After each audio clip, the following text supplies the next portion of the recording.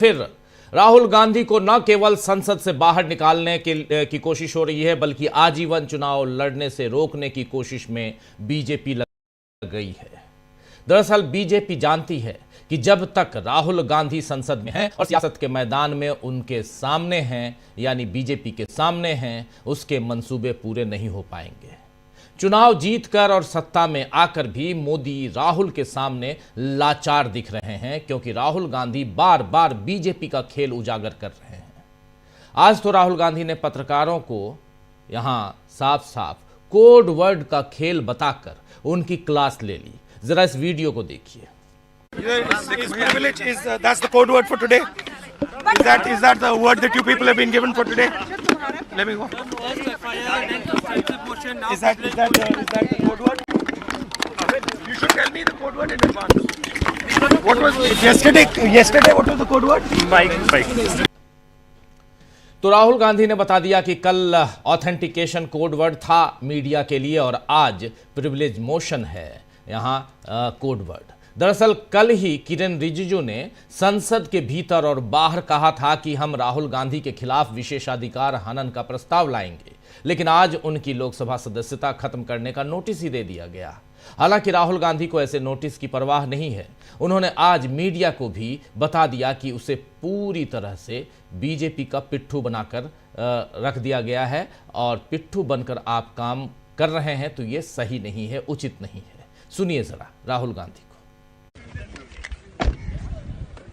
अपना काम करा करो भाई। मतलब you're not totally employed by the BJP. At least try and do a little bit of objective stuff. You know, it gets really shameful. It's too much. Don't you think? You're responsible people. You're media people. You have a responsibility to be objective. You can't just take a word they give you, right, every day and then run your whole show on that. You're doing a disservice to this country. Are you not able to recognize that? Thank you. Sir, we are not asking their question. We are exactly. Asking question. Thank you. Now you put what I said. Why are you giving blame? तो राहुल गांधी ने जिस तेवर से पत्रकारों से बात की, अब उस पर भी खूब चर्चा हो रही है कि राहुल गांधी ने सही किया या गलत किया। इस ढंग से राहुल गांधी को बात करनी चाहिए पत्रकारों से या नहीं करनी चाहिए। किरेन रिजिजू ने तो मीडिया का साथ देते हुए कहा है कि ये गलत है। अगर वो मीडिया को रोकेंगे और टोकेंगे और डांटेंगे तो सवाल कौन पूछेगा? क्या हमने कभी मीडिया को सवाल पूछने से रोका है? ये किरेन रिजिजू कह रहे हैं। हालांकि ऐसा कहते हुए रिजिजू भूल गए कि राहुल गांधी तो 50 पत्रकारों के सामने अकेले प्रेस कॉन्फ्रेंस करते हैं, लेकिन नरेंद्र मोदी ने कभी ऐसी हिम्मत क्यों नहीं दिखाई और मीडिया को सवाल पूछने से कितनी बार रोका गया है ये भी सब जानते हैं। अमित शाह ने अभी पश्चिम बंगाल में कलकत्ता में एक पत्रकार को सवाल पूछने पर कहा था कि आप अपना काम करो, हमारी पार्टी की चिंता मत करो। खैर, बीजेपी चाहे जो करे, चर्चा का केंद्र बिंदु जो है यानी सेंटर पॉइंट वो राहुल गांधी ही अभी बने हुए हैं और बीजेपी इसी से डर रही है। आपको बता दूं कि विशेषाधिकार हनन का प्रस्ताव रखने की जगह केवल संसद सदस्यता वापस लेने का नोटिस देने के पीछे भी यही डर है। एक तो बीजेपी को अपने सहयोगी दलों से समर्थन की उम्मीद नहीं थी और दूसरा डर ये कि इस पर संसद में बहस के दौरान फिर केंद्र बिंदु में यानी सेंटर पॉइंट में राहुल गांधी ही बनते और मोदी सरकार नहीं चाहती कि राहुल गांधी पर केंद्रित बहस हो। बीजेपी सांसद निशिकांत दुबे ने कहा है कि मैंने एक ठोस प्रस्ताव पेश किया है जिसमें मैंने उल्लेख किया है कि वो कथित तौर पर Soros foundation, Ford foundation, USAID से जुड़े हुए हैं और थाईलैंड, कंबोडिया, वियतनाम और अमेरिका जैसे स्थानों की यात्रा करते हैं और भारत विरोधी ताकतों से जुड़े हुए हैं। मैंने मांग की है कि उनकी सदस्यता रद्द की जाए और उन्हें जीवन भर के लिए चुनाव लड़ने से प्रतिबंधित किया जाए। इस मसले पर कई विशेषज्ञों का दूसरी तरफ कहना है दोस्तों कि अपने डर को छिपाने के लिए नरेंद्र मोदी ने निशिकांत दुबे को आगे कर दिया है। हालांकि इस नोटिस के बाद बीजेपी को यह साबित भी करना होगा कि जिन फाउंडेशंस या देशों का नाम लिया गया है, जिन फाउंडेशंस और देशों के नाम को लिख कर दिया गया है राहुल गांधी की सदस्यता, संसद सदस्यता खत्म करने के लिए, वे किस तरह देश विरोधी हैं ये फाउंडेशन और राहुल गांधी से उनके क्या संबंध हैं। ध्यान देने वाली बात यह भी है कि राहुल गांधी को चुनाव लड़ने से रोकने और संसद सदस्यता खत्म करने का ये नोटिस उस समय दिया गया है जब मोदी सरकार को ही ये साबित करना है कि एप्स्टीन फाइल्स मामले में वो बेदाग है। इस मामले में कल जब हरदीप सिंह पुरी से सवाल किए गए प्रेस कॉन्फ्रेंस में, तो उन्होंने जब प्रेस कॉन्फ्रेंस की तब से मोदी सरकार की मुसीबत और ज्यादा बढ़ चुकी है।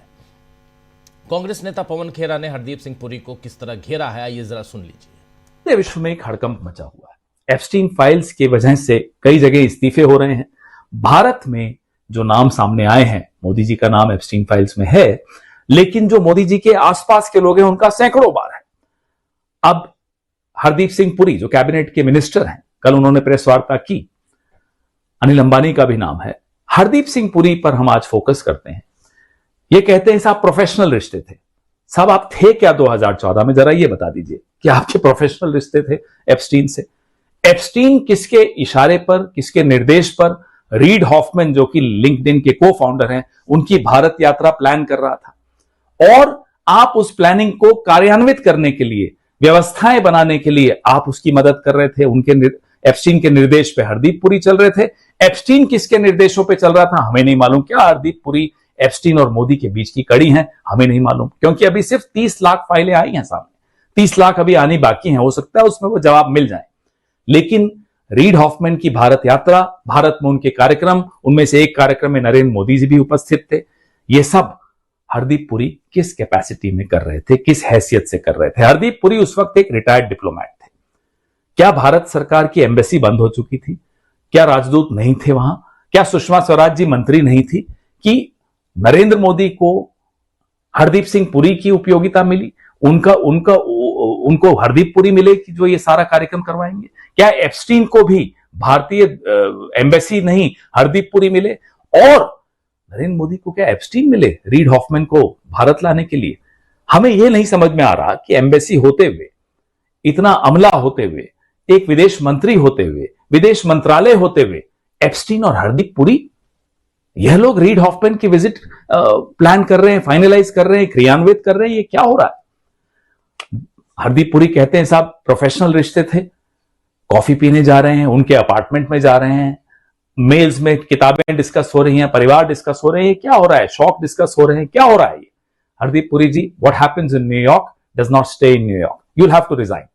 आपको इस्तीफा देना पड़ेगा। आपका नाम उजागर हो चुका है। और कल जो प्रेस कॉन्फ्रेंस आपने की, उसमें आप बोलते हैं कि साहब तब तक मुझे नहीं मालूम था कि वो इतना बड़ा यौन अपराधी है। एक उसने अपराध स्वीकार कर लिया था, अंडर एज गर्ल्स को प्रोस्टिट्यूशन में उनका नाम आया और उसने स्वीकार किया। और हरदीप पुरी कहते हैं दैट्स इट, छोटी सी बात है। यह मानसिकता है नरेंद्र मोदी के एक मंत्री की कि अंडर एज गर्ल्स की प्रोस्टिट्यूशन उनको एक छोटी सी बात लगती है। फिर भी उस व्यक्ति से वो दोस्ती रखते हैं, फिर भी उस व्यक्ति से वो प्रोफेशनल रिश्ते भी रखते हैं, पर्सनल रिश्ते भी रखते हैं। और उस व्यक्ति को पूरा हमने एक जिम्मा दे रखा है कि वो तय करेंगे भारत में रीड हॉफमैन के क्या प्रोग्राम्स होंगे। ये रिश्ते तो हरदीप पुरी एप्स्टीन फाइल पर फंसी चुके हैं। इसमें मोदी सरकार बुरी तरह से लपेटे में आ चुकी है, क्योंकि सवाल उठ रहे हैं कि आखिर क्या मजबूरी है कि हरदीप पुरी को अब तक मोदी अपने मंत्रिमंडल में रखे हुए हैं। वो इस मामले से पाक साफ बाहर आ जाएं तो उन्हें वापस लिया जा सकता है, लेकिन अभी रखने का क्या मतलब है? मगर अभी उनसे इस्तीफा लेना चाहिए, ये कई विशेषज्ञ कह रहे हैं। सवाल ये भी है कि आखिर हरदीप पुरी साहब जो हैं, उनमें ऐसा क्या खास है, ऐसी क्या खास बात है जो मोदी ने उन्हें न केवल राज्यसभा का सदस्य बनाया बल्कि मंत्री पद भी दिया हुआ है, जबकि बीजेपी में कई योग्य नेता बिना पद के बैठे हुए हैं। हरदीप पुरी का तो देश में कोई जनाधार भी नहीं है और न ही उनकी एक डिप्लोमेट के अलावा और कोई पहचान थी। आप याद कीजिए डॉक्टर मनमोहन सिंह को, कह देंगे कि डॉक्टर मनमोहन सिंह भी डिप्लोमेट थे। डॉक्टर मनमोहन सिंह को सोनिया गांधी ने प्रधानमंत्री बनाया था, तो प्रधानमंत्री बनाया था तो इसके पहले डॉक्टर मनमोहन सिंह वित्त मंत्री रह चुके थे और रिजर्व बैंक के गवर्नर भी रह चुके थे। देश के आर्थिक बदलाव, देश में जो आर्थिक बदलाव हुए थे ये उनकी वजह से हुए थे। लेकिन हरदीप पुरी के कौन से गुणों से मोदी इतने प्रभावित हैं, यह भी बताना चाहिए नरेंद्र मोदी को, इस देश को। मोदी सरकार एप्स्टीन फाइल्स के साथ साथ ट्रंप के साथ ट्रेड डील पर भी फंसी हुई है और आज देश भर में किसानों और मजदूरों की जो हड़ताल हुई है उसमें विपक्ष का साथ रहा और इस मुद्दे को संसद में भी उठाया गया। आज संसद परिसर में इस पर विरोध प्रदर्शन किया गया, जिस पर कांग्रेस ने राहुल गांधी और तमाम दूसरे नेताओं ने जो कुछ लिखा है, लेकिन कांग्रेस ने जो कुछ लिखा है पहले उसको देख लेते हैं। देखिए ये तस्वीर, लेकिन उससे पहले देखिए यहाँ लिख रही है कांग्रेस कि नरेंद्र मोदी ने अमेरिका के साथ ट्रेड डील में जनता के हितों का समझौता कर दिया है। इतना ही नहीं, उन्होंने किसानों के साथ भी धोखा किया है, जिसके चलते किसानों ने आज भारत बंद का आह्वान किया है। आज विपक्ष के सांसदों ने संसद भवन के मकर द्वार पर जनहित की आवाज बुलंद करते हुए विरोध प्रदर्शन किया। नरेंद्र मोदी ने ट्रंप के आगे सरेंडर होकर देश के सम्मान से खिलवाड़ किया है, देश उन्हें माफ नहीं करेगा। और इसके साथ ये जो वीडियो लेके आइए, वीडियो में आप देखिए 83 साल के हैं मल्लिकार्जुन खड़गे, लेकिन वो पूरे जोश के साथ, जरा फुल स्क्रीन लाइए, साउंड के साथ देखते हैं।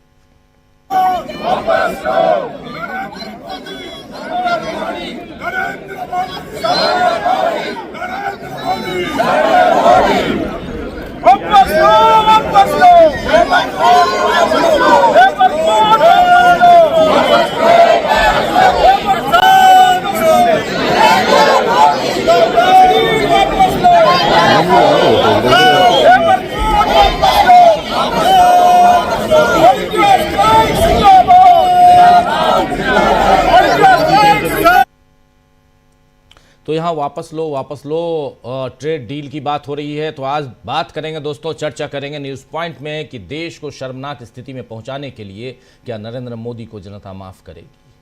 मोदी का डर कैसे सामने आ गया है और इन सब के बीच आखिर राहुल गांधी को ही संसद से निकालने की प्लानिंग क्यों चल रही है, पीछे कारण क्या है। क्या राहुल गांधी नरेंद्र मोदी की सरकार के लिए आज की तारीख में सबसे बड़ा हर्डल बन गए हैं।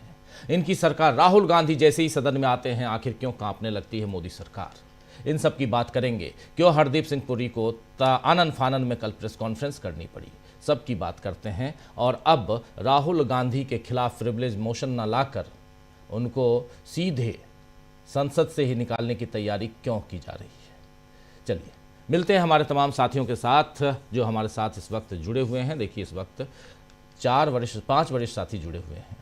प्रशांत जी हमारे साथ जुड़ गए हैं, हमारे साथ शकील जी जुड़े हुए हैं, हमारे साथ प्रफुल्ल जी जुड़े हुए हैं, हमारे साथ प्रेम कुमार जी जुड़े हुए हैं, हमारे साथ अमलेंदु उपाध्याय जी जुड़े हुए हैं। आप सबका स्वागत इस्तकबाल है। स्वागत इस्तकबाल अब तमाम दोस्त साथी शुभचिंतक आप सबका जो अब तक जुड़ चुके हैं उनका भी, जो जुड़ने वाले हैं उनका भी। लेकिन शकील जी सबसे पहले आपके पास। शकील जी क्या कुछ हुआ आज, आपसे बेहतर कौन बताएगा। महाभारत में एक संजय थे और यहाँ पे एक आप हैं, लेकिन महाभारत काल में शकील जी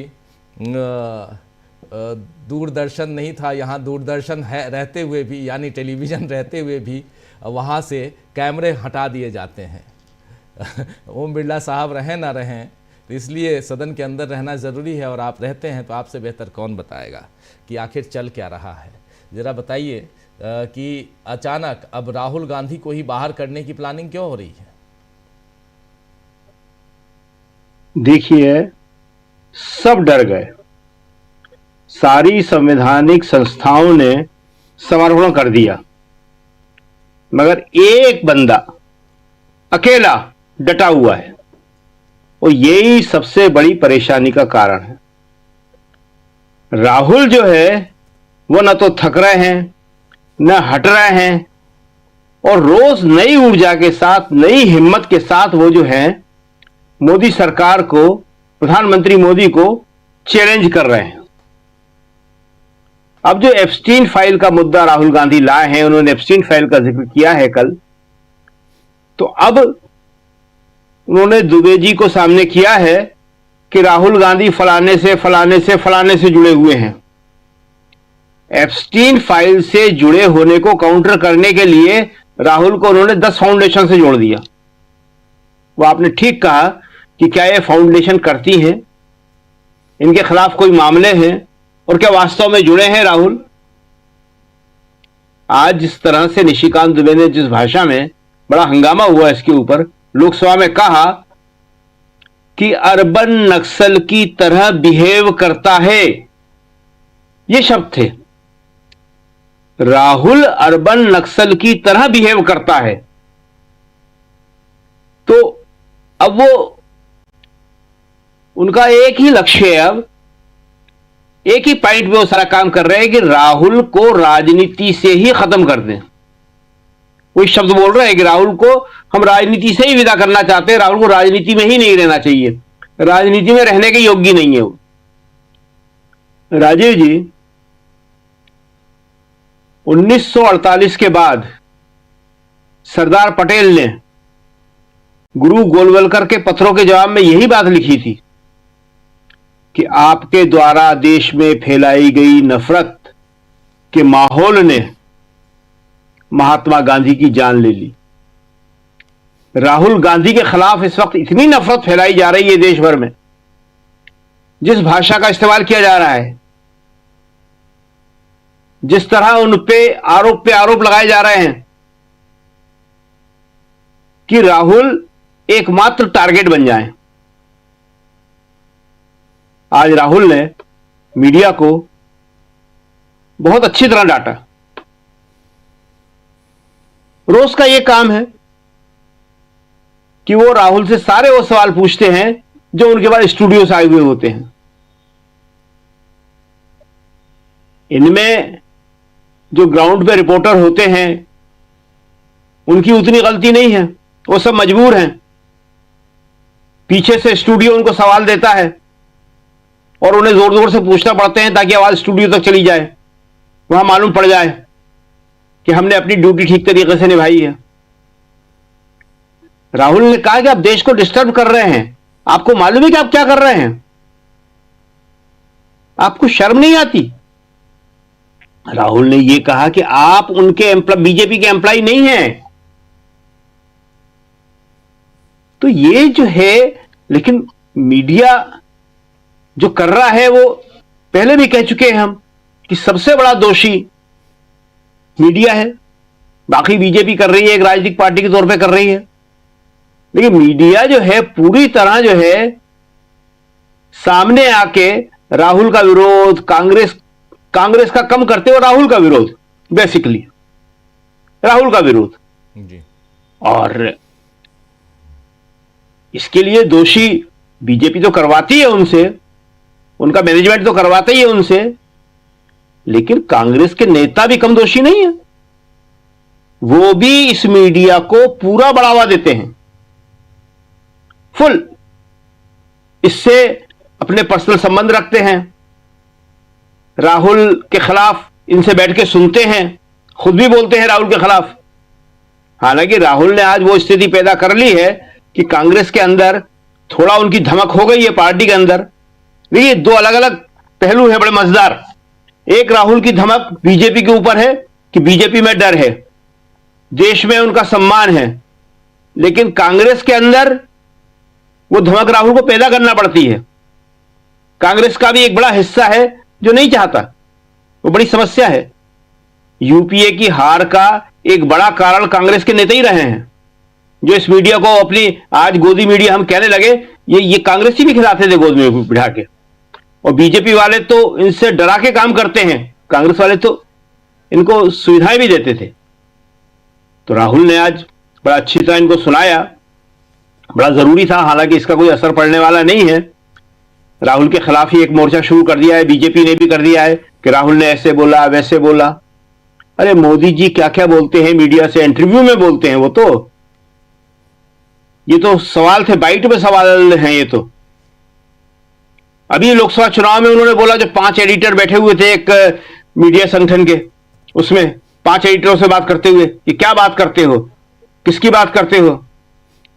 और अमित शाह तो शकील जी, एक ट्वीट अभी राहुल गांधी ने एक वीडियो के साथ एक ट्वीट जारी किया। ये ट्वीट है, और ज़रा इसको फुल स्क्रीन ले आइए और फिर वीडियो भी देखते हैं। यहाँ राहुल गांधी कह रहे हैं कि एफआईआर हो, मुकदमा दर्ज हो या प्रिविलेज प्रस्ताव लाएं, यानी यहाँ विशेषाधिकार हनन प्रस्ताव जो है वो लेकर आएँ, मैं किसानों के लिए लड़ूंगा। जो भी ट्रेड डील किसानों को की रोजी रोटी छीने या देश की खाद्य सुरक्षा को कमज़ोर करे वो किसान विरोधी है। अन्नदाताओं के हितों से किसान विरोधी मोदी सरकार को समझौता नहीं करने देंगे, यहाँ पर राहुल गांधी कह रहे हैं। इसके साथ साथ राहुल गांधी ने एक वीडियो जारी किया, उस वीडियो को भी देख लेते हैं, फिर शकील जी अपनी बात आप पूरी कीजिए। जरा सुनते हैं क्या कह रहे हैं राहुल गांधी यहाँ पे, सुनिए। नमस्कार।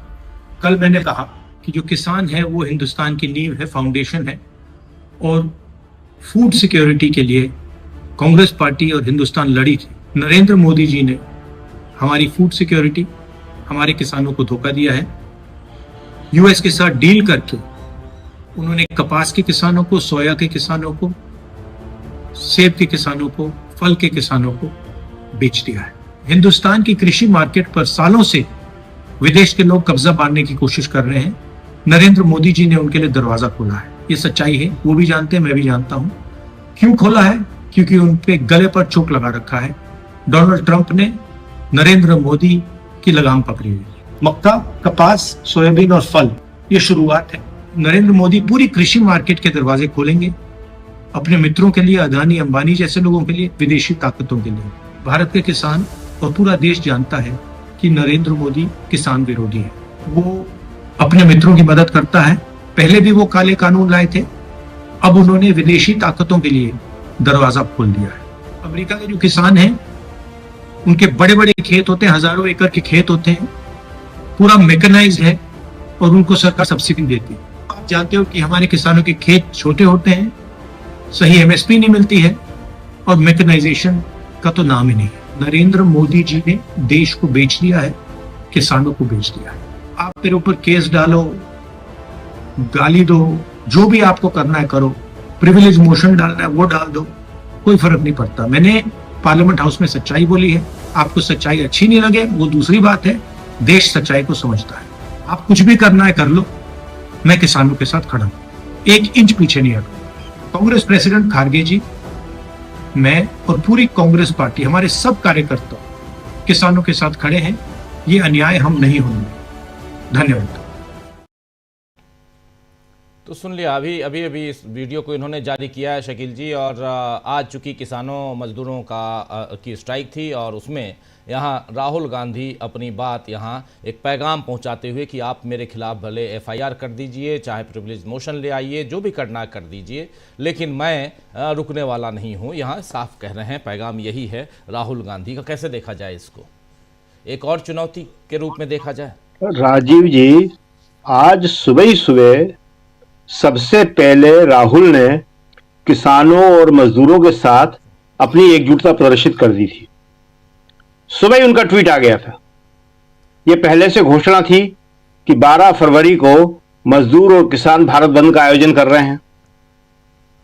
हमने सुबह लिखा, सारे अखबार देखे हमने, किसी अखबार में यह खबर नहीं थी।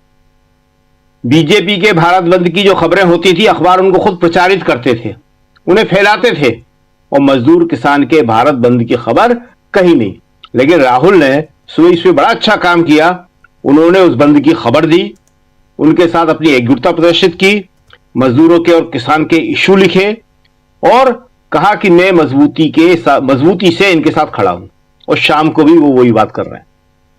राहुल ने सही कहा, इतने सालों का अनुभव बताता है, और देश की जनता भी जानती है, बात हम नहीं कह रहे हैं, हर आदमी जानता है, बीजेपी भी जानती है कि राहुल डरेंगे नहीं, राहुल पीछे हटेंगे नहीं। जिन्होंने कहा कि 1 इंच भी पीछे नहीं हटूंगा, राहुल पीछे हटने वाले नहीं हैं। लेकिन यह बात देश की संवैधानिक संस्थाओं को समझना चाहिए कि बीजेपी अफवाहें फैला के, बीजेपी उनके खिलाफ चरित्र हनन करके, माहौल बना के किस तरह देश के नेता प्रतिपक्ष के लिए खतरे पैदा कर रही। हमने याद दिलाया था, फिर कह रहे हैं कि सरदार पटेल ने, जिनका इतना नाम लेते हैं, उन्होंने गुरु गोलवलकर को लिखा था, वो चिट्ठियां हैं जो पत्र व्यवहार हुआ था कि आप लोगों ने जो किया है उसकी वजह से गांधी की हत्या हुई है। एसपीजी सुरक्षा छीन ली राहुल गांधी की, सोनिया की, प्रियंका की, सबकी छीन ली। राहुल की सदस्यता खत्म कर दी, लोकसभा सदस्यता, धक्के मार के सड़क पे गिरा दिया, मकान छीन लिया। क्या नहीं किया? खुद राहुल के शब्द है कि हजारों करोड़ रुपया खर्च किया गया मेरी छवि खराब करने के लिए। सब सच है ये। बावजूद इसके राहुल पे कोई असर नहीं पड़ा। और यह बात बीजेपी भी जानती है कि हम चाहे जितनी कोशिश कर लें, वो उस मिट्टी का बना हुआ है, उस मेटल का बना हुआ है, वो डरने वाला नहीं है। परिवार के दो सदस्यों ने देश के लिए इसी तरह अपनी कुर्बानी दी है। इंदिरा गांधी और राजीव गांधी, ये उस परिवार के हैं ये। लेकिन ये बात सही है कि राहुल के लिए बहुत बड़ा खतरा देश के अंदर पैदा किया जा रहा है। दिन भर अफवाहें चल रही हैं, दिन भर चरित्र हनन किया जा रहा है, लोगों को भड़काया जा रहा है, उकसाया जा रहा है, और वो सारी चीजें हम सोशल मीडिया छोड़ दीजिए, मेन मीडिया में भी देख रहे हैं, जिसे कहा जाता है मेन मीडिया, मुख्य मीडिया। उसके अंदर भी राहुल के खिलाफ सारा माहौल बनाया जा रहा है। ये सब देश की संवैधानिक संस्थाओं को सोचना चाहिए, देश की जनता को खासतौर से सोचना चाहिए कि ये राहुल के लिए इतना खतरा क्यों पैदा कर रहे हैं। क्यों? क्योंकि राहुल ने लास्ट में ये बात बोल दी कि मैं लड़ता रहूंगा किसान के लिए, आम आदमी के लिए, जनता के लिए, मैं समझौता नहीं करने वाला।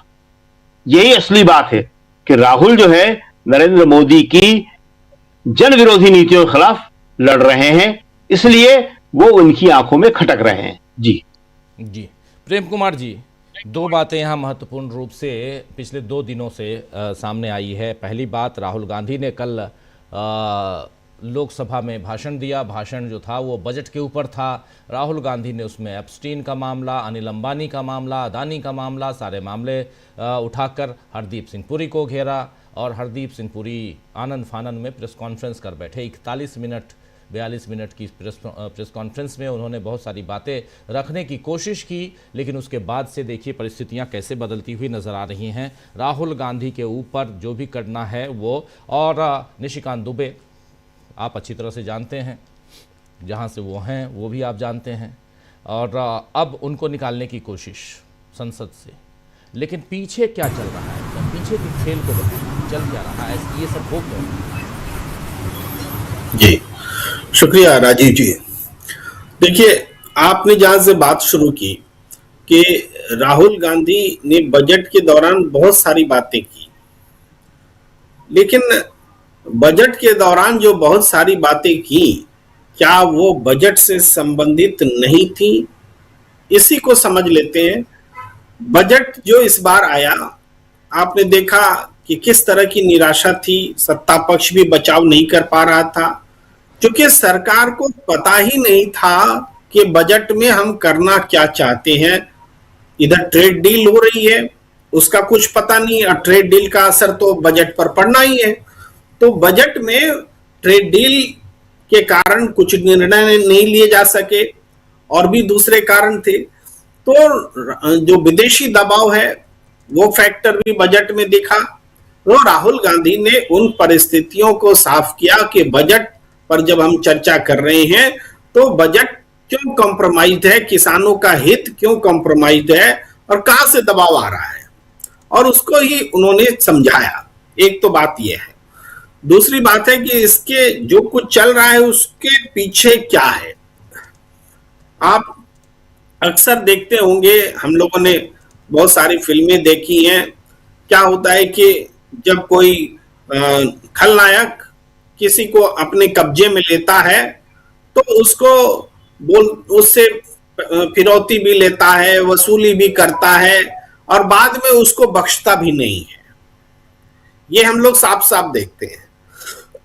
अभी भी जो कुछ हो रहा है हमारे देश के साथ, हमारे देश के हुक्मरान समझ रहे हैं कि हम उनकी बात मान लेंगे तो वो हमें बख्श देगा। अरे डोनाल्ड ट्रंप इस दुनिया का नहीं, सदी का खलनायक है। वो एप्स्टीन फाइल में डूबा हुआ व्यक्ति, वो तानाशाह, तो उसको जिस दौर में आप डोनाल्ड माइक ट्रंप बता रहे थे वो भी एप्स्टीन इफेक्ट था। ये बातें अब साबित हो रही हैं। उसका टाइमिंग देख लीजिए, वो अब बातें साबित हो रही हैं। इजराइल जाना, अमेरिका जाना, नमस्ते ट्रंप करना, डोनाल्ड ट्रंप के नाम से वोट मांगना, बहुत सारी चीजें हुई लगातार। वो एप्स्टीन एरा है जो सारी घटनाएं घटी। लेकिन उसके बाद चूंकि वो क्रूरता के उच्चतम शिखर पर है, उसको अपने देश में राष्ट्रवाद का डंका बजाना है, इसलिए मागा लेकर आया। तो मेक अमेरिका ग्रेट अगेन उसको अपनी पॉलिटिक्स में स्थापित करेगा डोनाल्ड ट्रंप को। तो इसके लिए भारत पर कोई मुरब्बत कर दे ऐसा नहीं है।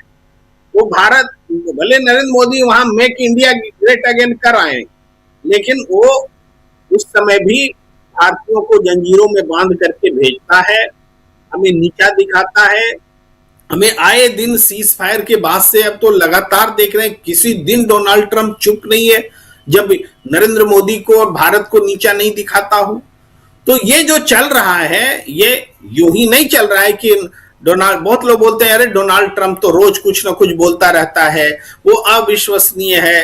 लेकिन मैं कहता हूं कि डोनाल्ड ट्रंप अनप्रेडिक्टेबल नहीं है, वो प्रेडिक्टेबल है। वो क्या बोलेगा कल वो आज हमें पता है, और वो उसी दिशा में बोलेगा जिस दिशा में बोल रहा है, कोई फर्क नहीं है। तो ये जो स्थिति बनी है, तो आप यकीन मानिए कि मोदी सरकार की गर्दन बचने वाली नहीं है।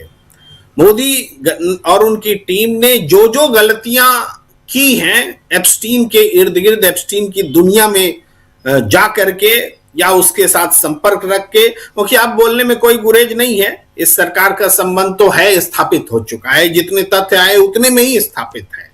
भाई रफाल डील हुआ, उसमें अनिल अंबानी आए।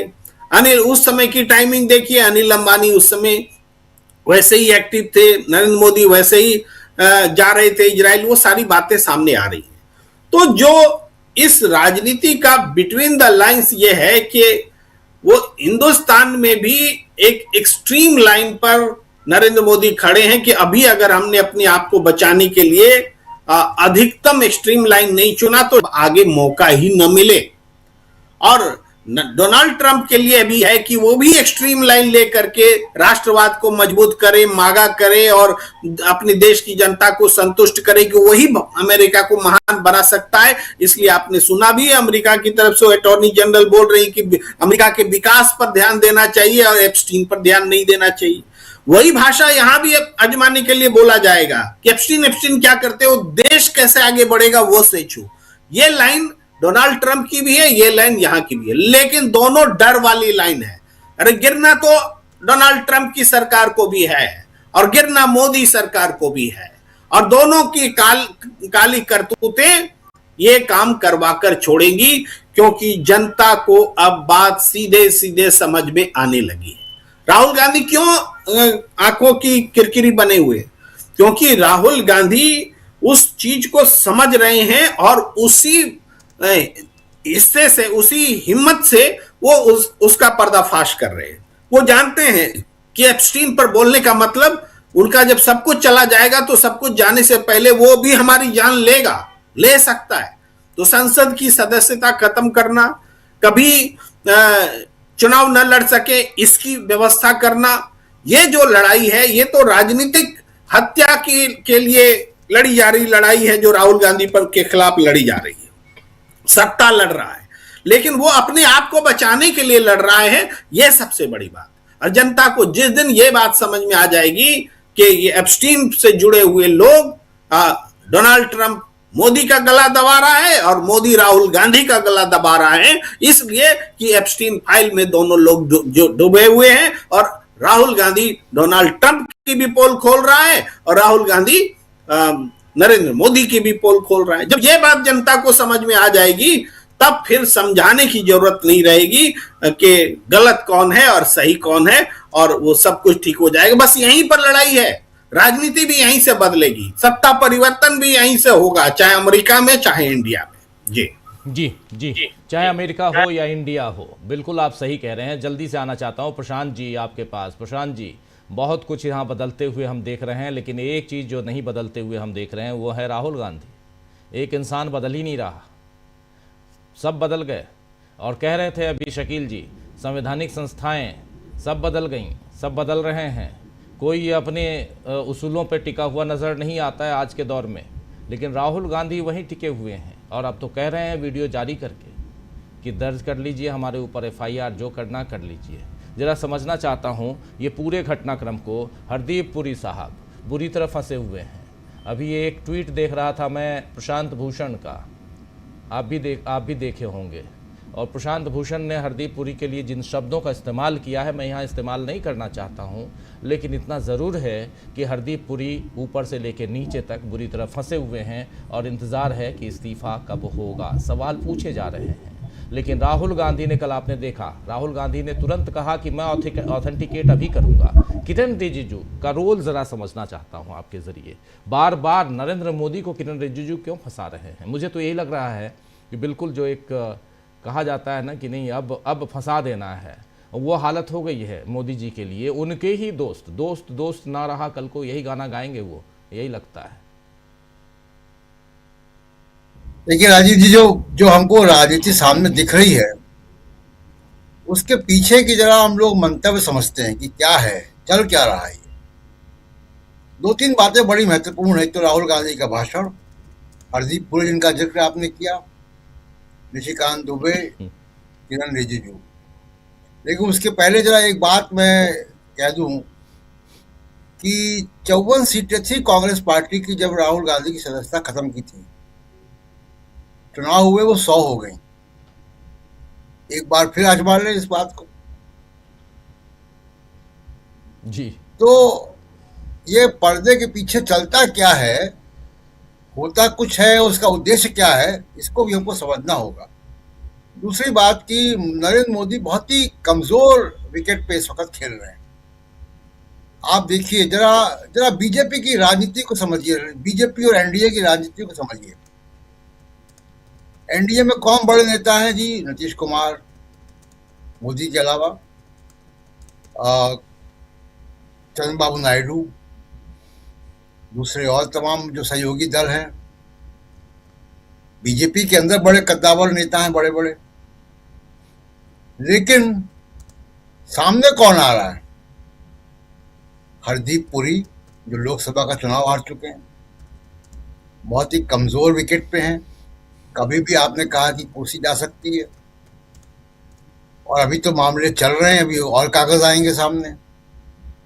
निशिकांत दुबे और किरण रिजिजू, ये तीनों मास लीडर नहीं है। राहुल गांधी मास लीडर हैं।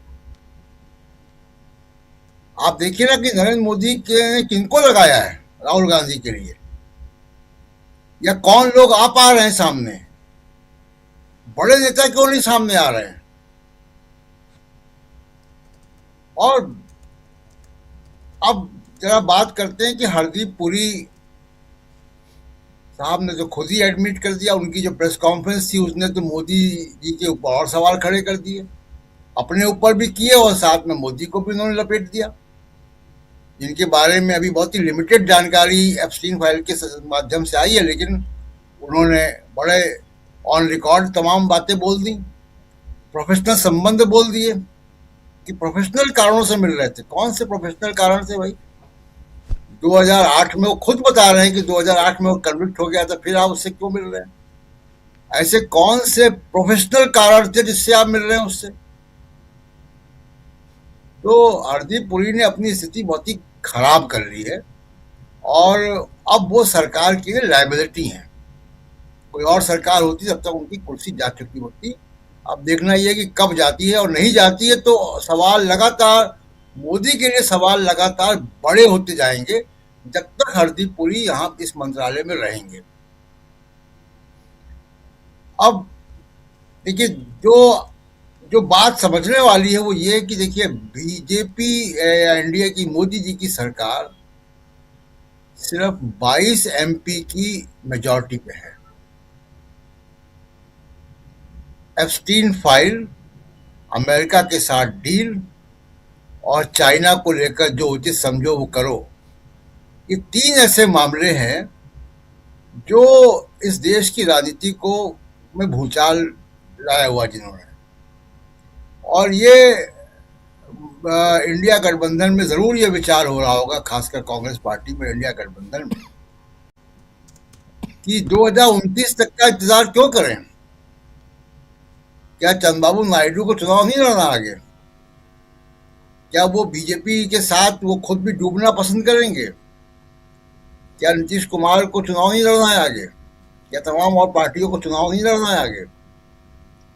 तो ये तमाम सवाल हैं जो कि कहीं ना कहीं राजनीतिक गलियारों में चल रही होगी चर्चा कि केवल 22 एमपी पर सरकार टिकी हुई है और इतने बड़े सवाल जिस पे साफ साफ दिखाई दे रहा है कि नेशनल इंटरेस्ट के साथ, राष्ट्रीय हितों के साथ समझौते हुए हैं, सीमा पर हुए हैं, आर्थिक फ्रंट पे हुए हैं और बड़ा कॉम्प्रोमाइज हुआ है एप्स्टीन फाइल के जरिए। जो बातें सामने आ रही, जो खुद हरदीप पुरी बता रहे हैं, तो ये तमाम बातें जो है उसने एक पर्दे की पीछे की नई राजनीति को जन्म दे दिया है और अब देखना है कि ये आगे कैसे चलती है। आपने दो बातें केयर की प्रशांत जी, दो बातें केयर की।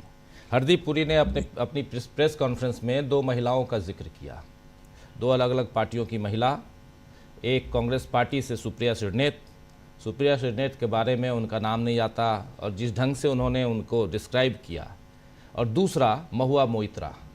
इन दोनों को इससे साफ जाहिर होता है एक तो आप ऐसे मामले में फंसे हुए हैं, एप्स्टीन का नाम आते ही बच्चियां, महिलाएं सब सामने आ जाती हैं और उनके साथ जो घोर अन्याय एप्स्टीन ने किया और उनका साथ देने वाले तमाम ये। उसके बाद जब आप उस पर प्रेस कॉन्फ्रेंस कर रहे हैं और वो एरोगेंस जो था हरदीप पुरी का, उसको अगर आप देखेंगे तो साफ समझ में आएगा कि कैसे महुआ मोइत्रा पे टिप्पणी कर रहे हैं, कैसे सुप्रिया श्रीनेत पे टिप्पणी कर रहे हैं। जस्ट सिर्फ रख रहा हूं मैं, सिर्फ रख रहा हूं। देखिए, महुआ मोइत्रा को इन्होंने फोन किया। महुआ मोइत्रा ने अपने ट्विटर हैंडल से लिख दिया कि फोन किया, उन्होंने धमकाया मुझको जी, और उसको डिनाई नहीं किया उन्होंने कि मैंने फोन नहीं किया था। नहीं, और महुआ मोइत्रा रोज उन एप्स्टीन फाइल को निकाल के दुनिया के सामने रखती हैं। रोज वो नए खुलासे कर रही हैं इनके बारे में। तो इनका जो पैर बहुत बुरी तरह दलदल में खुद फंस चुका है। और हरदीप पुरी, जैसे मैंने कहा कि वो राजनीति में, वो डिप्लोमेसी में क्या थे क्या नहीं थे वो अलग बायोडेटा है उनका, लेकिन राजनीति में वो कोई बहुत बड़े कद्दावर नेता नहीं है। क्या वो एप्स्टीन की वजह से कद्दावर नेता थे, ये भी सवाल विपक्ष पूछ रहा है। लेकिन वो चुनाव हार चुके हैं, वो राजस्थान से राज्यसभा के एमपी हैं और मिनिस्टर हैं। अमृतसर से चुनाव वो हार चुके हैं, कांग्रेस पार्टी से हार चुके हैं। तो ये लोगों का कोई राजनीतिक कहें कि राहुल गांधी को नुकसान कर पाएंगे, ये तो बात समझ में नहीं आती। दूसरी बात कि जरा राहुल गांधी के भाषण को हम देखें, बहुत ही मैच्योर भाषण था और राहुल गांधी के सामने एक विकल्प बिल्कुल खुला हुआ था कि अगर डोनाल्ड ट्रंप उनके सबसे बड़े राजनीतिक प्रतिद्वंदी नरेंद्र मोदी के खिलाफ रोज बयानबाजी करता है, डोनाल्ड ट्रंप अगर नरेंद्र मोदी की रोज बेइज्जती करता है, तमाम बातें कहता है, यहां तक कहता है कि उनका राजनीतिक करियर के बारे में बातें करता है, मोदी के सीज फायर के बारे में बातें करता है, रशा तेल नहीं खरीदेंगे ये बातें करता है। तो राहुल गांधी के सामने विकल्प था कि वो ट्रंप के साथ खड़े हो जाते, लेकिन राहुल गांधी ने वो नहीं किया। राहुल गांधी ने नेशनल इंटरेस्ट की बातें रखी पार्लियामेंट में। उन्होंने अमेरिका के खिलाफ बातें की हैं, डॉलर की मोनोपोली के खिलाफ बातें की हैं। उन्होंने रशिया, चाइना और यूरोप के साथ का एक कड़ी जोड़ी है उस पूरे भाषण में। तो राहुल गांधी का जो भाषण था वो बड़ा मैच्योर और पॉलिटिकली वाइज भाषण था, समझदारी वाला भाषण था। अगर राहुल गांधी की जगह नरेंद्र मोदी होते और नरेंद्र मोदी की जगह राहुल गांधी होते, नरेंद्र मोदी खुले तौर पर खड़े हो गए होते ट्रंप के साथ। कोई भी, अभी भी मैं कह रहा हूं, दुनिया का कोई भी मेंबर ऑफ पार्लियामेंट, कोई पॉलिटिशियन, कनाडा का, फिनलैंड का, ऑस्ट्रिया का, कहीं का, अगर कोई एक राहुल गांधी के बारे में कुछ कह दे तो पूरा ये जो बीजेपी का कुनबा इंक्लूडिंग नरेंद्र मोदी राहुल गांधी के खिलाफ खड़े हो जाएंगे, उस व्यक्ति का साथ देंगे। लेकिन राहुल गांधी ने उस विकल्प को नहीं चुना और इसका बहुत स्पष्ट संदेश पूरी दुनिया में गया है कि वो किस तरीके की डिप्लोमेसी करना चाहते हैं, किस तरीके की राजनीति करना चाहते हैं। तो फिलहाल बहुत ही कमजोर विकेट पे खड़े हुए और मुझे लगता है कि इंडिया गठबंधन जरूर ये बातें कर रहा होगा अंदर खाने कि 2029 तक का इंतजार क्यों करना, जब इतना बड़ा नेशनल इंटरेस्ट के साथ समझौते हो रहे हैं। जी राजीव जी बिल्कुल बिल्कुल, आप सही कह रहे हैं। महुआ मोइत्रा का आप जिक्र कर रहे थे। महुआ मोइत्रा का एक ट्वीट देख रहा था मैं अभी, और उस ट्वीट में महुआ मोइत्रा लिख रही हैं इन्हीं साहब हरदीप पुरी साहब की तस्वीर के साथ, वीडियो के साथ, कल की प्रेस कॉन्फ्रेंस के साथ लिख रही हैं कि dear Narendra Modi ji, minister Hardeep Puri is a liar. He not met Epstein as part of any delegation. He met him one-on-one at his residence on 71st Street each time, ये देखिए, and we have the emails to prove it। उसके बाद few threads below इन्होंने अपने tweet में threads में वो emails जितने हैं उसको सामने रख दिए हैं। वो ईमेल्स भी हम लोग बीच में दिखा सकते हैं बाद में, लेकिन वो सारे ईमेल्स रख दिए हैं सामने महुआ मोइत्रा ने कि यहाँ पर 24 दिसंबर 2014 को ये यहाँ आए। उसके बाद 15 मई 2017, 19 मई 2017, ये सब 2017 की बात प्रशांत जी, 2017 मतलब इसको सज़ा याफ्ता और उससे मिल रहे हैं। ये सारे ट्वीट्स जो हैं ये सब ऑलरेडी है यहाँ थ्रेड में, महुआ मोइत्रा के थ्रेड में। तो महुआ मोइत्रा बिना घबराए हुए यहाँ अपनी बात रख रही हैं और प्रूफ पे प्रूफ आ रहे हैं। इसके बाद भी अगर हरदीप पुरी को बचाया जा रहा है तो ये आश्चर्यजनक है कि क्यों बचाया जा रहा है। देखिए, मीटू का केस हुआ था, मीटू याद कीजिए आप लोग। उस केस में कई लोग नप गए थे और हटा दिए गए थे। एक थे पत्रकार से एमजे अकबर, पत्रकार से मंत्री तक का पद उनको मिला और एमजे अकबर को वहाँ अपना इस्तीफ़ा सौंपना पड़ा था। लेकिन हरदीप पुरी साहब के साथ क्या है, आखिर उनको क्यों नहीं हटाया जा रहा है, एक बड़ा सवाल है। चलिए खैर, ये सरकार जाने, लेकिन सवाल तो है, बड़ा सवाल है और पत्रकारों को पूछना चाहिए। जैसे राहुल गांधी कह रहे थे कि कोड वर्ड दे दिया गया आपको, कल कुछ और था, आज कल ऑथेंटिकेशन था और आज प्रिविलेज मोशन है। हालांकि वो सुबह का है, उसके बाद फिर मामला प्रिविलेज मोशन से बाहर निकल के सीधे सीधे राहुल गांधी को ही बाहर करो होने लगा था। लेकिन आना चाहता हूँ प्रफुल्ल जी आपके पास, कैसे देखते हैं राहुल गांधी के स्टैंड को, जहाँ सब कुछ ध्वस्त है, सारी संस्थाएं ध्वस्त हैं, राहुल गांधी और उनका साथ देते हुए। अभी मैं डिम्पल यादव के बयान को देख रहा था, किसी चैनल ने उनसे पूछा तो उन्होंने साफ साफ बोला राहुल गांधी क्या गलत कह रहे हैं, डिम्पल यादव कह रही हैं।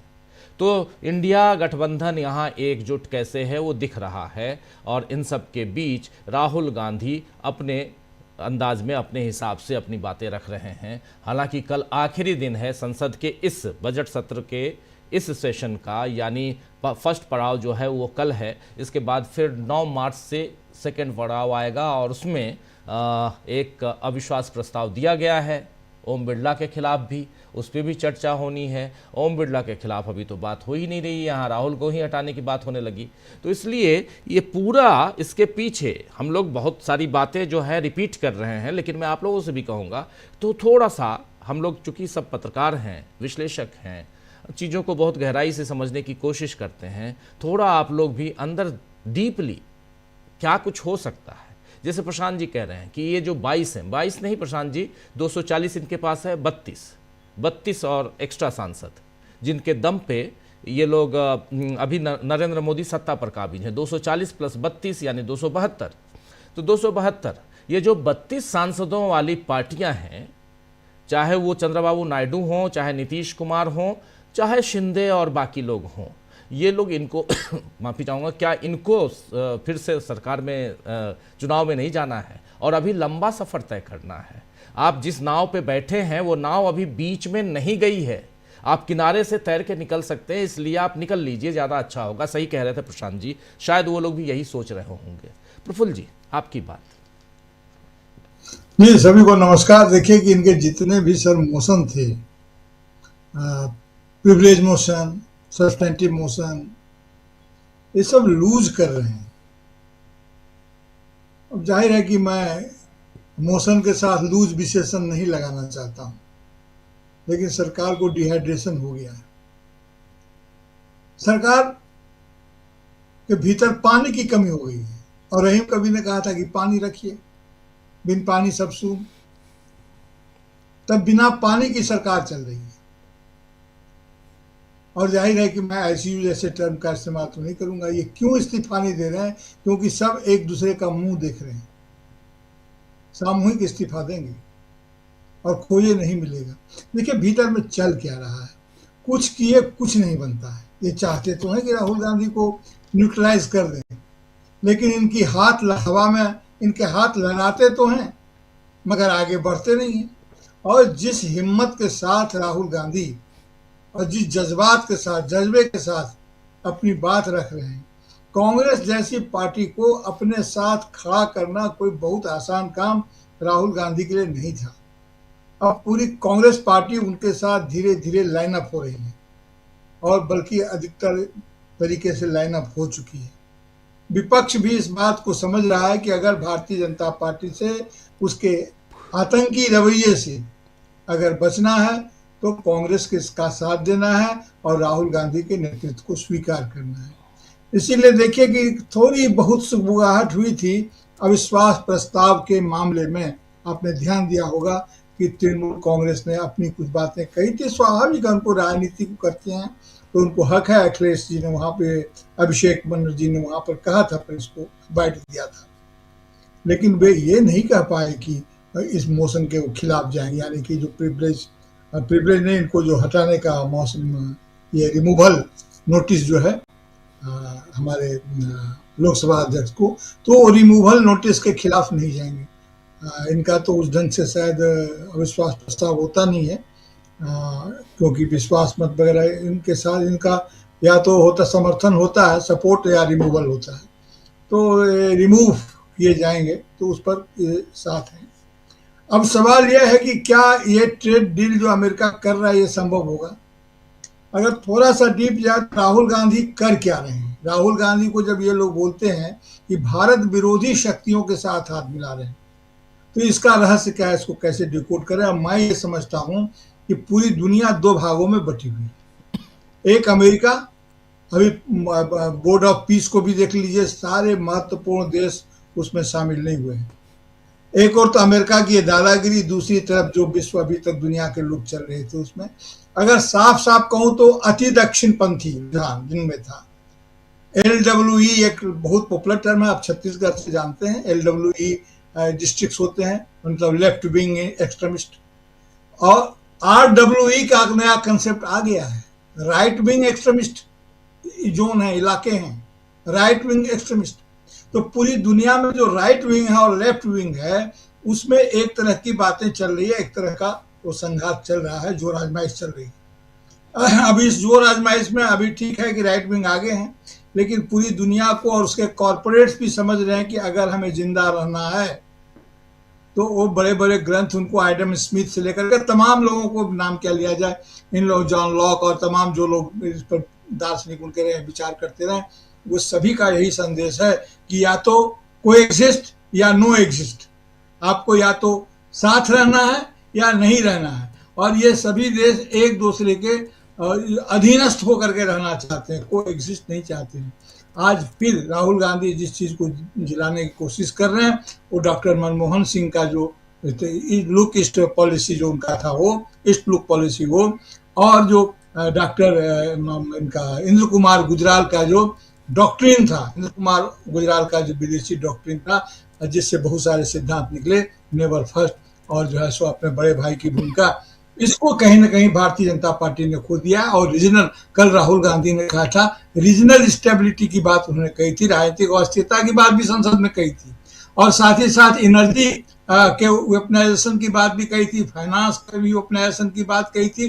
तो राहुल गांधी पूरी दुनिया में भारत के घरेलू हितों और जो वैदेशिक जो नीतियां, जो वैदेशिक परिस्थिति है, विदेश की परिस्थितियां, वैश्विक राजनीति के कि जो साझा जमीन है, जो एक दूसरे की अनुकूलता में, उस साझा जमीन को राहुल गांधी एक्सप्लोर कर रहे हैं और उस पर बयान दे रहे हैं।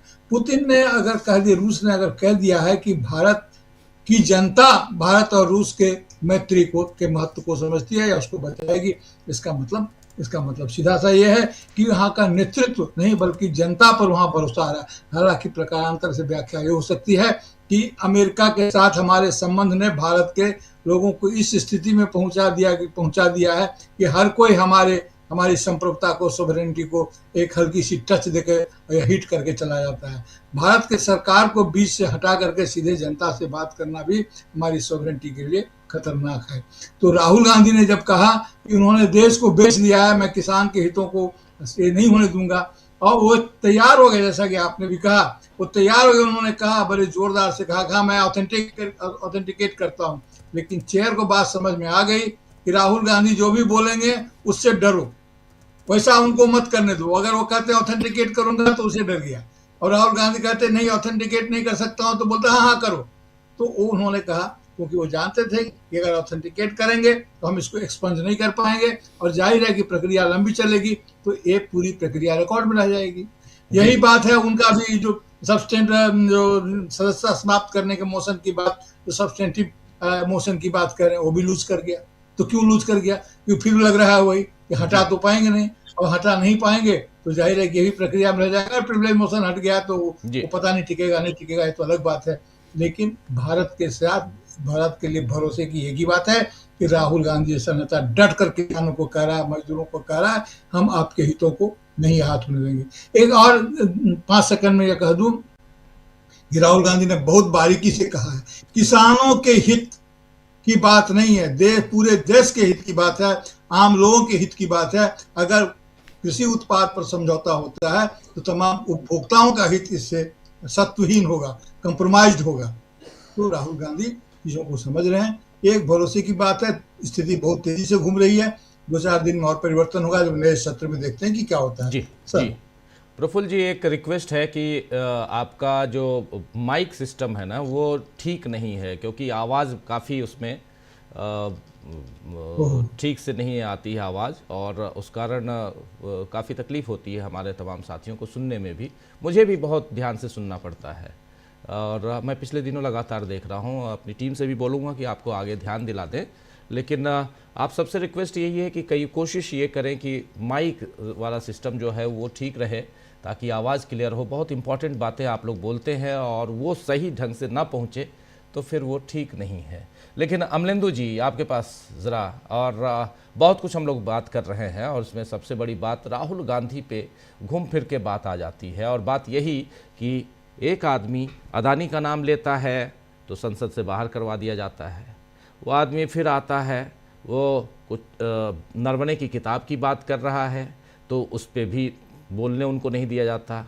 अब उसके बाद जब वो ट्रेड डील की बात करते हैं, एप्स्टीन की बात करते हैं, उसके खुलासे करते हैं, तब बोलने नहीं दिया जाता है, या उन पे विशेषाधिकार हनन, बहुत कुछ, जैसे शकील जी भी बता रहे थे कि, और राहुल गांधी ने खुद भी कहा है कि हज़ारों करोड़ रुपए लगा दिए गए उनकी छवि को ख़राब करने के लिए। लेकिन तब और अब में क्या फ़र्क है अमलेंदु जी?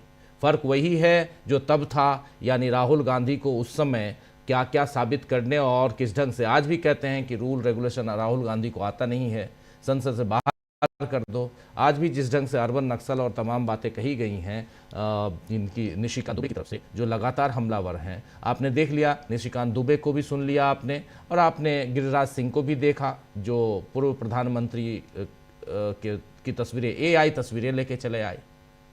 तो ये सब कुछ हो रहा है, लेकिन तब और अब, क्या आज की तारीख में वही सब कुछ है जो पहले था, या अब बहुत कुछ बदल चुका है? अगर प्रशांत जी की बातें अगर उधार ली जाएं तो जो कह रहे थे अभी कि तब 52-55 सांसद थे और आज 100 सांसद हैं, फ़र्क कितना है? अलग है कि सांसद कितने थे। मोदी जी के पास तो सांसद पहले 325 थे, अब जो है 293 हैं। तो मोदी जी, मुझे लगता है कि 300 325 वाले से ज़्यादा खतरनाक जो है वो 293 वाले हैं। चूंकि कुचले हुए हैं तो वो कुचला हुआ दर्द जो है बार बार निकल कर मोदी जी का सामने आ जाता है। नहीं, वो अपने नहीं है उनके 293 अपने नहीं, हाँ अपने नहीं, 240 बोले। मैं 240 बोले। खैली, हाँ वो 300 उनके पहले वो अपने तो थे। जब गाड़ी खुल जाती है ना, तो इधर उधर जो लोग घूमते रहते हैं वो फाइनली लटक जाते हैं। तो उसमें कुछ लोग लटके हुए हैं और 32 लोग ऐसे हैं जो उस गाड़ी को धक्का मार रहे हैं, बाकी लोग लटके हुए हैं। आप और हम सब बहुत बचपन से देखे हैं, कई गाड़ियों में से इधर उधर घूम रहे हैं, लेकिन चलो अब खुल गई, निकल रही है गाड़ी, जो बिहार में खुलना बोलते हैं, इसलिए मैं यहाँ खुलना बोल रहा हूँ, खुल गई ना गाड़ी। और लेकिन राजीव जी सबसे पहले कूद कर भी भागते वही हैं जो चलती गाड़ी पे चढ़ जाते हैं जी। ये भी आपने देखा होगा कि गाड़ी पे जहां संकट दिखाई दिया है कि अरे गाड़ी तो डोल रही है, तो जो लपक के चढ़ते हैं वही सबसे पहले कूद के भागते भी हैं। तो अब ये देखना होगा, आज तो हालांकि जो बिहार विधानसभा है वहाँ भाई वीरेंद्र ने कह भी दिया कि भाई आपको कुछ ध्यान नहीं रहता, दवा समय पर लिया कीजिए, तो ये भी है। लेकिन राजीव जी जो अंतर है तब में और अब में, वो अंतर ये है कि बीजेपी अभी भी कहती है कि राहुल गांधी सीरियस नहीं है, राहुल गांधी को हम सीरियसली नहीं लेते हैं। लेकिन राजीव जी ये बीजेपी जो है रोज हम लोगों के लिए भी मुसीबत कर देती है कि हमको भी बात राहुल गांधी पे ही करनी पड़ती है। मतलब हमको जो है कोई नया टॉपिक हम लेकर आना भी चाहें तो लेकर नहीं आ सकते, क्योंकि बीजेपी लेके आ जाती है राहुल गांधी को, तो हमको भी राहुल गांधी पर ही बात करनी पड़ती है। तो ये मजबूरी राजीव जी बीजेपी की भी आप समझिए कि उसका भी काम बिना राहुल गांधी के नहीं चल रहा है। तो राहुल गांधी इस समय जो है वो सेंटर पॉइंट में हैं। अब सेंटर पॉइंट में मोदी जी नहीं है और ये बीजेपी की मजबूरी है कि राहुल गांधी अब जो सेंटर पॉइंट में है। तो अंतर राजीव जी अब ये आया है। दूसरा अंतर ये आया है राजीव जी कि राहुल गांधी को जो 50 और 100 वाली बात है, 50 के सांसदों को आप दबा सकते थे, अब 100 के सांसदों को आप दबा नहीं सकते हैं। और 100 के साथ साथ ये भी राजीव जी 239 या 241 हो गए हैं, तो ये भी कम नहीं है। मतलब इंडिया गठबंधन जो है वो भी कम नहीं है, तो बराबर की टक्कर है इस समय। तो इसलिए सदन के अंदर की परिस्थितियां भी बदली हुई हैं। तो ये एक अंतर तो ये आया है। लेकिन इसके बावजूद राजीव जी जो डर जो है मोदी जी का वो बार बार सामने आ जाता है। और भारतीय जनता पार्टी जब अच्छा अब जो ये कहा कि साहब वो आपने भी कहा कि साहब वो बीजेपी कहती है कि राहुल गांधी को नियम कानून नहीं मालूम है। बिल्कुल अच्छी बात है, राहुल गांधी को नियम कानून नहीं मालूम है, मोदी जी को मालूम है नियम कानून। मोदी जी से बहस करवा दी जाए राहुल गांधी की एक दिन नियम कानून पर ही संसद के अंदर, बाहर तो करेंगे नहीं, संसद के अंदर ही कर ले। किस नियम कानून पे बात करनी तो बहस हो जाए मोदी जी की कि मोदी जी को कौन से नियम कानून आते हैं और राहुल गांधी को कौन से नियम कानून आते हैं। अच्छा चलिए इससे भी ज्यादा घटिए, निशिकांत दुबे ने जो राजीव जी दिया है वो किस कानून के तहत दिया है कि राहुल गांधी को चुनाव लड़ने से रोका जाए? कौन सा कानून है जो संसद पास कर देगी किसी व्यक्ति को कि आप चुनाव लड़ने से रोक देंगे? चुनाव लड़ने से रोकने के नियम है राजीव जी, और वो किसी एक व्यक्ति को लेकर कानून नहीं है, उसके पैरामीटर्स हैं। उन पैरामीटर्स पे बाहर हो गई थे, अदालत तय करेगी उसको, संसद तय नहीं करेगी। तो यानी संसद की अधिकार शक्ति जो आपने उसी को चैलेंज दे दिया। फिर कल तक तो आप कह रहे थे प्रिविलेज मोशन लेके आएंगे, प्रेस कॉन्फ्रेंस करके कहा किरण रिजिजू ने, तो आज क्यों नहीं आप लेके आए प्रिविलेज मोशन? कहाँ चला गया वो प्रिविलेज मोशन? वो तो नहीं है। निशिकांत दुबे की चिट्ठी है कि साहब इनकी जांच कराई जाए, इनको चुनाव लड़ने से रोका जाए आजीवन। कल को आप कह देंगे कि आजीवन मोदी जी को प्रधानमंत्री बने रहने दिया जाए, संसद पास कर दे, तो हो जाएगा पास। तो जिस तरीके से संसद ये पास नहीं कर सकती कि मोदी जी आजीवन प्रधानमंत्री बने रहेंगे, उसी तरीके से संसद ये भी पास नहीं कर सकती कि राहुल गांधी आजीवन चुनाव नहीं लड़ेंगे। भ्रष्टाचार के मामले में भी जो सांसद पकड़े जाते हैं, जिनको सजाएं होती है राजीव जी, उनका भी एक टाइम पीरियड होता है 6 साल का, कि आप 6 साल जो है डिवाइड रहेंगे, उसके बाद फिर आप चुनाव लड़ सकते हैं। आजीवन नहीं लड़ पाएंगे ये तो नहीं है। बाल ठाकरे का बस हुआ था कि उनका मताधिकार ही छीन लिया गया था, लेकिन उसके पीछे भी मसला था कि आपने सांप्रदायिक भाषा का इस्तेमाल किया चुनाव में, आपने धर्म का इस्तेमाल किया, उसके आधार पर हुआ। तो वो भी अदालत से तय हुआ, वो संसद ने तय नहीं किया। तो संसद तय नहीं कर सकती है कि राहुल गांधी चुनाव नहीं लड़ेंगे जिंदगी भर और मोदी जी जिंदगी भर प्रधानमंत्री बने रहेंगे, तो ये संसद तय नहीं कर सकती है। तो निशिकांत दुबे को कौन सा कानून आता है? मोदी जी को तो नहीं आता। चलिए निशिकांत दुबे तो बहुत पढ़े लिखे आदमी है, आजकल टक्कर ले रहे हैं अमित मालवीय से रोज फर्जी खबरें बनाने की और शेयर करने की, तो टक्कर चल रही है। तो इनको ही कौन सा आता है? तो ये राजीव जी ये डर जो है असल में अब ये बार बार निकल कर आ रहा है, जैसा आपने भी कहा कि ये डर इसलिए निकल कर आ रहा है कि राहुल गांधी रोज जो है वो मोदी जी को बेनकाब कर रहे हैं। अब आपने जिन हरदीप सिंह पुरी की बात की, राहुल गांधी ने जो मसला उठा रहे थे, बाहर आके हरदीप सिंह पुरी जो है वो प्रेस कॉन्फ्रेंस कर देते हैं। राहुल गांधी जो सदन के अंदर कहना चाहते थे, हरदीप सिंह पुरी बाहर आकर उसको पूरी तरीके से स्वीकार कर लेते हैं और आगे बढ़कर बता देते हैं। राहुल गांधी तो कहते हैं फाइलों में क्या मैं ऑथेंटिकेट करूंगा, उन्होंने तो हरदीप सिंह पुरी ने बता भी दिया कि 4 बार मुलाकात हुई है उनकी, तो 4 बार तो खुद मान लिया हरदीप सिंह पुरी ने। अब 4 बार का पता भी नहीं कि एप्स्टीन फाइल्स में जिक्र है भी कि नहीं है 4 बार का, लेकिन हरदीप सिंह पुरी ने तो मान लिया 4 बार का जिक्र। महुआ मोइत्रा तो अब राजीव जी 434 बार बोल रही हैं। महुआ महुआ मोइत्रा मोइत्रा पूरी 434 फाइल बार लेके बोल रही आके हैं। बोल रही हैं 434 बार, 434 बार मुलाकात है, 4 नहीं। हाँ, 434 बार महुआ मोइत्रा बोल रही होंगी, लेकिन हरदीप पुरी साहब तो 4 बार स्वीकार कर रहे हैं ना कि 4 बार की उनकी मुलाकात है। तो 4 बार की मुलाकात आपकी क्यों है, और बता रहे हैं कि 2017 में हुई है, 2019 में तो वो मर गया है जेल के अंदर एप्स्टीन, यानी तब तक उसका कारनामे सब सामने आ चुके थे। तो आप भाई इतने गंदे आदमी से क्यों मिल रहे थे? अब राजीव जी जाकर समझ में आता है कि जो लगातार चर्चाएं होती थी कि भारतीय जनता पार्टी यौन अपराधियों के साथ खड़ी रहती है और बीजेपी के तमाम सांसदों, मंत्रियों और कार्यकर्ताओं, नेताओं के ऊपर जो आरोप लगते रहते हैं, बीजेपी उनके साथ मजबूती से खड़ी रहती है। चिन्मयानंद से लेकर कुलदीप सिंह सेंगर तक और ब्रजभूषण शरण सिंह तक सबके साथ बीजेपी मजबूती के साथ खड़ी रही। तो अब समझ में आया राजीव जी कि इनके साथ मजबूती से खड़ी क्यों रहती है। इसलिए खड़ी रहती है कि मालूम था कि कहीं कोई फाइलें हैं वो खुल सकती हैं, तो बात कहाँ तक पहुंचेगी। तो इसलिए इन सबका बचाव करो, तो ये सब पूरी पार्टी फिर मिलके बड़े साहब का बचाव करेगी। तो क्या ऐसा है? हो सकता है ऐसा भी रही हो, लेकिन ये राजीव जी जो राहुल गांधी को संसद से निकालने की योजना पे जिसपे बीजेपी काम करना चाहती है और आगे बढ़ना चाहती है, ये फलीभूत नहीं होंगी ऐसा लगता है। और ये बीजेपी का डर जो है वो सामने आ रहा है। जितना आप इस पे आगे बढ़ेंगे उतना ही मोदी जी के लिए मुसीबतें बढ़ती चली जाएंगी। और राजीव जी, राहुल गांधी पे तो रोक लगे ना लगे, लेकिन मोदी जी का इस्तीफा जरूर हो सकता है। ये बातें चल रही हैं, चर्चाएं तो ये भी चल रही हैं जो कॉन्स्पिरेसी थ्योरीज होती हैं कि ओम बिरला जो है वो इस्तीफा देने वाले हैं, लेकिन उनको रोका गया है कि अगर आपने इस्तीफा दे दिया तो फिर बात आगे बढ़ जाएगी। हरदीप सिंह पुरी भी जो है वो तैयार है इस्तीफा देने को, लेकिन कहा जा रहा है कि अगर आपने इस्तीफा दे दिया तो बात आगे तक पहुंच जाएगी, बड़े साहब का इस्तीफा हो जाएगा, तो उनको रोका जा रहा है। अब ये पता नहीं राजीव जी सच है या गलत है, हम नहीं कह सकते, इसकी कोई जिम्मेदारी हमारी नहीं है। ये कॉन्स्पिरेसी थ्योरीज चलती रहती हैं। तो ये भी चल रही है कि ओम बिरला और हरदीप सिंह पुरी को इस्तीफा देने से रोका जा रहा है कि अगर इन्होंने इस्तीफा दे दिया तो फिर बड़े साहब का इस्तीफा भी हो जाएगा, दबाव बढ़ जाएगा, क्योंकि पूरी दुनिया में हो रहे हैं राजीव जी इस्तीफे, जिन जिन के नाम आ रहे हैं। तो ये सामने आ रहा है। तो ये कुल मिलाकर राजीव जी, मोदी जी का डर और बीजेपी का डर जो है वो सामने निकल कर आ रहा है। जी, यहाँ पर डर की बात, और राहुल गांधी यही कह रहे थे कि डर, लेकिन आगे क्या कुछ होने जा रहा है। कल आखिरी दिन है इस पड़ाव का, आखिरी दिन। 2 सेशन 2 पार्ट में होना है, बजट सेशन हमेशा होता है, और इसके बाद फिर 9 तारीख से है, 9 मार्च से है। लेकिन कल क्या कुछ हो सकता है? क्या ये जो राहुल गांधी के खिलाफ नोटिस जारी करने की क्या प्रक्रिया है, जरा शकील जी आपसे समझना चाहता हूँ।